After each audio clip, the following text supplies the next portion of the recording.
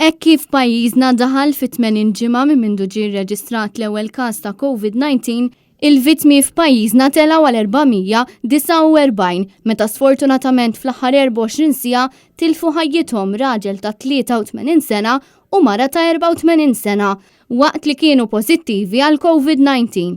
Mill-bidu ta' Settembru s'issa kellna 7 fatalitajiet kawża tal-COVID-19.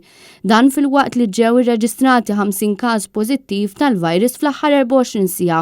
Fl-istess żmien fiequ 40 persuna. Bħalissa hemm 33 l-isptar u n-numru ta' persuni li qed jingħataw il-kura fl-ITU żdied tal-4. Fl-aħħar sigħat ingħataw 2240 booster tal-vaċċin. Intant qatt mhux jingħataw dettalji dwar il-persuni li qed jingħataw kura fl-isptar Mater Dei, dettalji bħal età u jekk humiex imlaqma għal COVID-19.